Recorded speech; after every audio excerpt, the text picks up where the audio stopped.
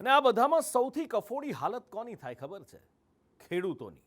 શિયાળામાં માવઠાનો માર સહન કર્યો, એ પહેલા ગયા ચોમાસાની અંદર એટલો વરસાદ પડ્યો કે જાણે લીલો દુકાળ થઈ ગયો. અને હવે જ્યાં ઉનાળુ પાકથી થોડી આશા હતી કે આ પાક સારો થશે, બે પાંદડે થવાશે, ત્યાં ફરી પાછી કુદરતે એવી લાઠી ચલાવી કે ખેડૂત બેઠો જ ન થઈ શકે. જ્યારે ખેડૂત ઉપર આવી કુદરતી આપદા આવે ત્યારે એ સરકાર તરફ મીટ માંડે છે. આ વખતે આ માવઠાએ ખેડૂતોની કેળ ભાંગી નાખી છે અને એટલે જ ભાંગ્યાના ભેરું બનવા સરકારને ખેડૂત આહવાન કરી રહ્યો છે કે જો સરકાર અમારી સામે જોવે, ખાલી સર્વેની વાતો ન કરે અને ખરેખરમાં સહાય કરે તો કંઈક થઈ શકે એમ છે. બાકી ચોમાસું પાક કરવો કેવી રીતે, હવે તો એ સવાલ આવીને ઊભો રહી ગયો છે. કાળ બની પાછળ પડ્યો કમોસમી. ખેતરોમાં ઊભો પાક વેરણ છેરણ, બાગ બગીચા ખેદાન મેદાન. મેની શરૂઆતથી ખાબકી રહેલા કમોસમી વરસાદે ખેડૂતોને બરબાદ કરી નાખ્યા છે. ઉનાળાની કાળઝાળ ગરમીમાં પોતાના પરસેવાથી સિંચેલો પાક પોતાની નજરો સમક્ષ જ ધોવાય, તેનાથી મોટું દુઃખ બીજું શું હોઈ શકે?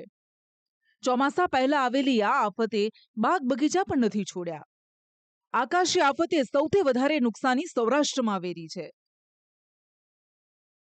જૂનાગઢના માંગરોળમાં સતત 2 દિવસથી વરસતા કમોસમી વરસાદે મગફળી, તલ, અડદના પાકનો દાટ વાળ્યો છે.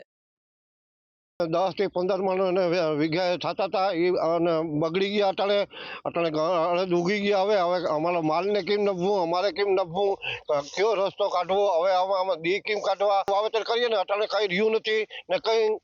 અટાણે વ્યાજે રૂપિયા લઈને અમારે વાવેતર કર્યું હતું. 5 વીઘાના અડદ હતા ત્યારે અમારા ઊંકો વ્યાજે પૈસા લઈ ને અમે અડદ વાવ્યા હતા. અડદ વાવીને મોલ તૈયાર કર્યો હતો. 2 થી 2.5 ઇંચ વરસાદ થયો અટાણે અમારે નુકસાન બધી અડદ અટાણે ફેલ થઈ ગયા.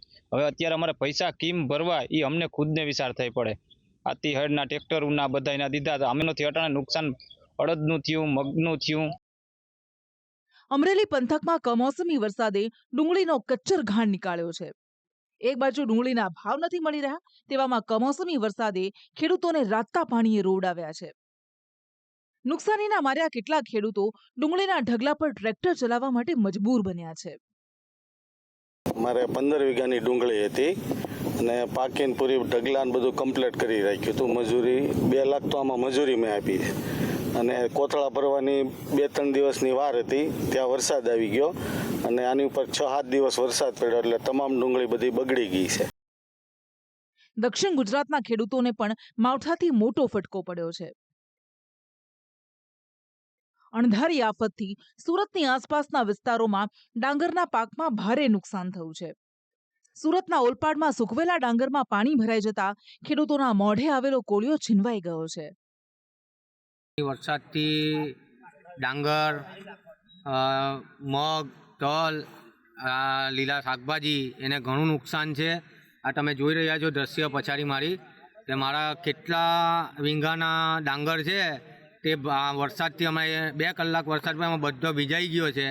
મને કંઈ નહીં તો 15 લાખનું નુકસાન થયું છે ને આખા ગામનું કહીએ તો કરોડમાં નુકસાન જાય એમ છે. કેમ કે અત્યારે હવે આ ડાંગર એમે કોઈ લેવા તૈયાર, મિલવાળો કે કોઈ બી સહકારી મંડળીવાળા લેવા તૈયાર નહીં. ભેજ છે, આમ છે, તેમ છે કરીને કોઈ લેતું નથી. હવે વરસાદને કારણે એ લોકો પકડે કે બધો પાકનું નુકસાન થશે.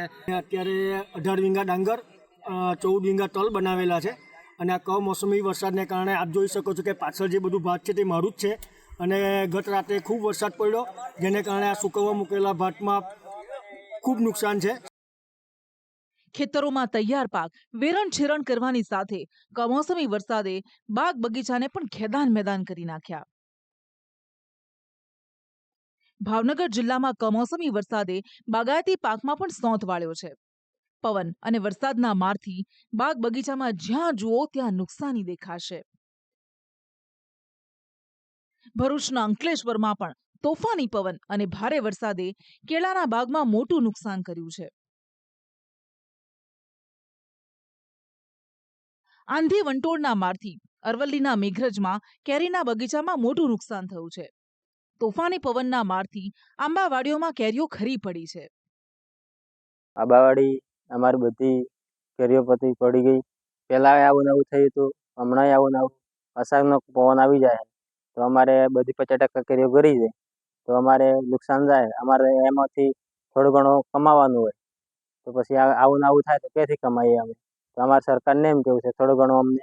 કાલે વાવાઝોડું આવ્યું હતું તેના કારણથી અમારા આંબાની કેરીઓ ઘણી બધી પડી ગઈ અને 15 દિવસ પહેલાં પણ વાવાઝોડું આવ્યું હતું એમાંથી પણ ઘણું બધું નુકસાન થયું છે.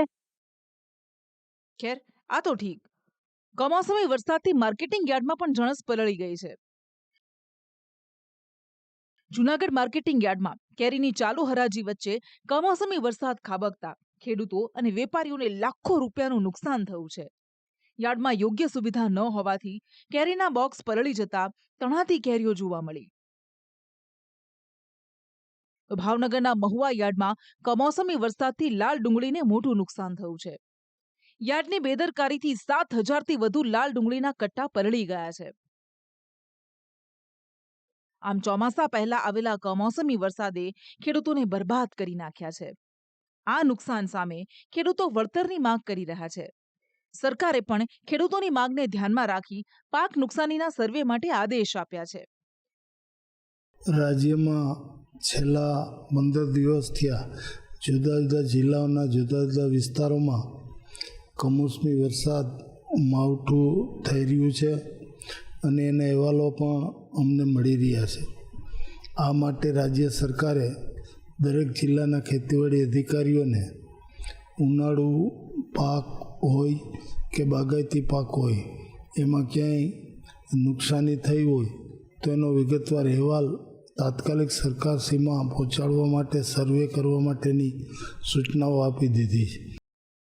જોકે ખેડૂતોને વળતર મળશે કે કેમ તે ખબર નથી, કારણ કે સરકારી સહાયનો મલમ દરેક ખેડૂતોને જોઈએ તેટલો નથી મળતો અને દર વખતે પણ નથી મળતો.